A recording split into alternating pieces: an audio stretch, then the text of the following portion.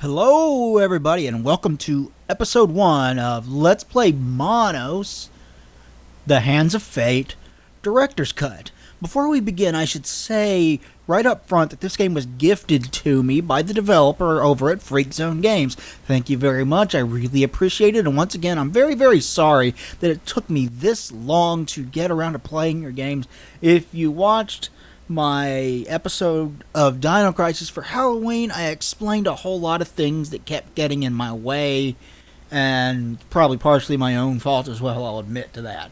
But for the record, I am sorry. Anyway, this was originally released in 2012 as a cell phone game, and was a platformer based on the infamous film Manos, The Hands of Fate, which is one which... That film is widely considered to be a classic episode of Mystery Science Theater, and it's certainly not the only episode of Mystery Science Theater that this game will reference, as we will see once we get into it. There are quite a few B-movie references spread out over the course of this game, and I'm not sure if Mystery Science Theater did all of them or not. I have not seen every episode of that, but I recognize some of the stuff that are possibly from episodes that I haven't seen. Maybe not from episodes, but are from B-movies anyway. This entire game has a film grain effect on it, and you can turn that off by going to the options menu. Full screen, film grain effect. Off, on, return to title. But my mind's gone blank. This will be a short Let's Play. This was originally a cell phone game. The director's cut adds a few things. Off the top of my head, I know it adds a level or two. It changes a couple of things. I believe one of the levels was instant death originally, and that has been altered. And there's a few other changes from the original cell phone game as well. But for the most part, this is a decent little platformer. If you like old school platformers, you'll probably enjoy this. But I'm going to warn you right now, while I enjoy old school platformers, I'm fucking terrible at them. So, expect lots and lots of me sucking at this fucking game. There will be plenty of that, and I am actually post-commentating this, because I didn't want my Let's Play to be just me getting frustrated and going, fuck you, game, fuck you, over and over again, because that's probably boring and frustrating to listen to for you guys. So I decided I would much rather post-commentate it and not have just this constant stream of frustration as I die over and over again, which largely is not the game's fault. It's my own, because I'm just not very good at this game. And there are other people that have beaten this game a hell of a lot faster than I did. I recorded for over an hour to beat this game, and it's not going to wind up being an hour, because I'm going to cut out large chunks of it where I just die over and over and get game over and over again. Anyway, let's get this started, shall we? Alright, let's start, shall we? And we are going to play on normal, because I'm not very good at this game. Mike, I'm scared. It's getting dark. We're lost, honey. We better try Valley Lodge just for tonight. Stage 1. Mike, it's getting dark. I'm scared. Please find the Valley Lodge. Alright, let's get this started, shall we? Manos is actually a independent film from the 60s. It was a horror film, and it's a B-movie. It is notoriously bad. Like, when they did the Mystery Science Theater episode, that they said Forrester and what's the other guy's name said most people haven't seen anything quite like today's experiment, and they were referring to this movie, and they're right. Most people, even if you love watching bad movies, if you haven't seen this, I doubt you've seen anything as bad as Manos, The Hands of Fate. like, wow, that this movie fails on every single level. It's just amazing. Okay, we're going to jump over here and we're going to get the first Hand of Fate. And this is actually a prop from the film. The Hand of Fate is actually in the movie. And yes, there's a snake in the movie. And the scene with the snake is stock footage. And it is the best looking part of the movie.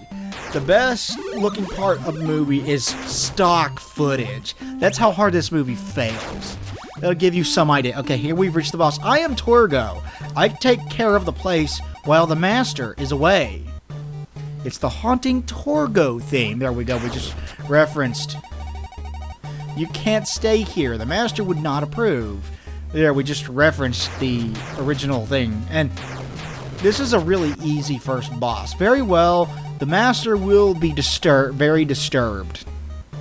All of the dialogue in this game is taken directly from the thing. But the child and the dog, the master would not approve. All the dialogue in this game is taken directly from the movie. There is no way out of here. It will be dark soon. He actually said, there is no way out of here. It will be dark soon. There is no way out of here. He said it twice. But the script is awful. The wardrobe is awful. The camera work is awful. The framing is terrible. The editing is terrible. Everything about this movie is just... I don't know how they managed to fail on such a grand scale. By the way, that's the shotgun power-up that I'm using. Once you get it, you keep it until you get hit. There's the Screaming Skull from the movie of the same name. James Rolfe did a video on the Screaming Skull.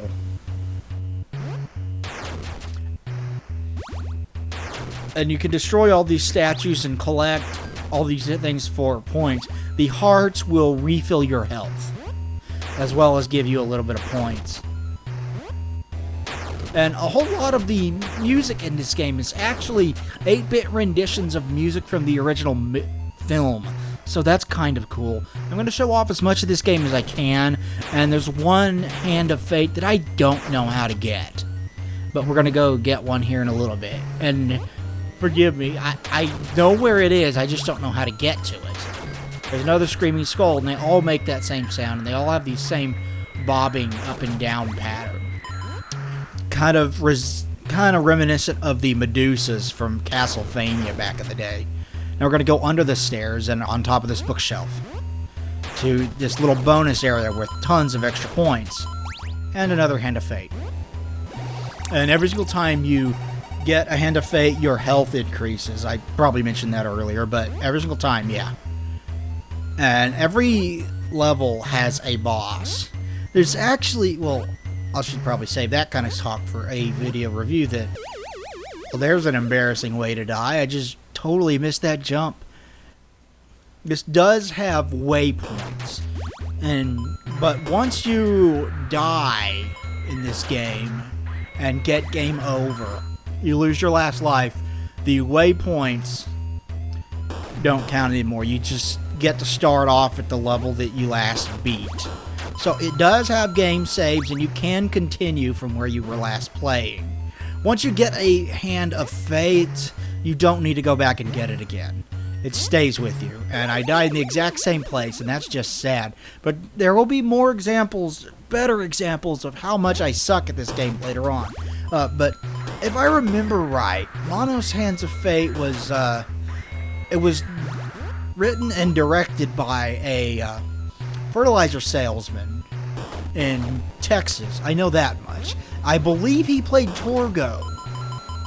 And if I remember right, he wore the Master's outfit to Halloween parties for years after the film came out. He eventually committed suicide, so rest in peace.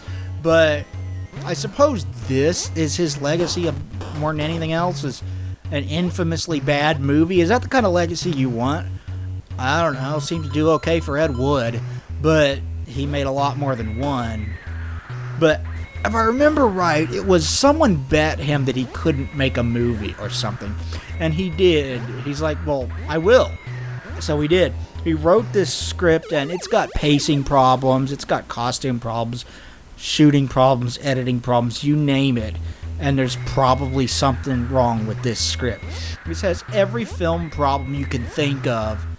And it's, I mean, you can see extras at points in the film. It's just, everything about this film is terrible. Obviously, a little bonus area, and we're about to get to the boss. That in the background is the master and his dog. And that picture actually is from the film. They keep on getting close-ups of it in the film. Okay, this is the second boss. This one's a little bit tougher. It fires fire from its hands, and you have to dodge it and fire back, and you have to hit the head. You can't kill the hands, so don't bother to try. Just, I'm not sure it's possible to get across here without hurting yourself. There are two kinds of hearts in this game. So smaller one does 1 or 2 health. The bigger one does 4 or 5, I think. And there's several bosses in this game, as you'll see, and some of them are from other films. I don't remember this from the film, but it might have been, because he did have some kind of altar. The Master has left this world, but he is with us always. He did have some kind, not dead the way you know it. The Master is with us always. He did have some kind of, anyway.